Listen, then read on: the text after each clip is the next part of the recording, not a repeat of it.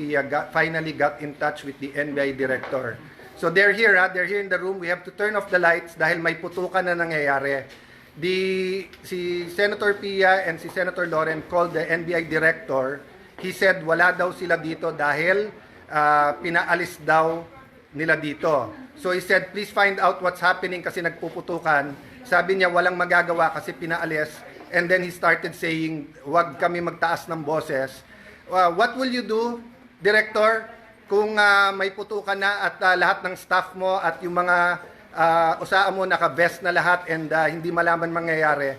What would you do? Hindi ba dapat ang sagot mo, ma'am, sir, I'll go there, I'll make sure you'll help? That's what I was expecting him to say. When Senator Loren was talking to him very calmly, I said, what are you gonna do about this? Pinuputukan kami dito. Tapos sabi niya, hindi kami makalapit, pinalis niyo kami dyan. Sabi ko, well then do your job, make us safe, this is not good. Ma'am, wag mo ako sigawan. Yun lang ang masasabi mo sa akin. Pinuputukan kami, sasabihin mo sa akin, wag kitang sigawan.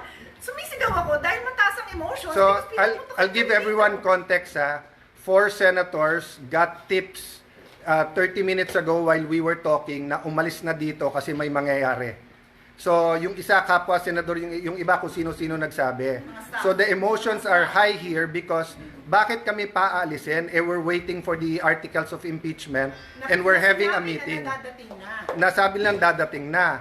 So, again, no? Kung sino nakikinig from the government, this is the Senate of the Philippines.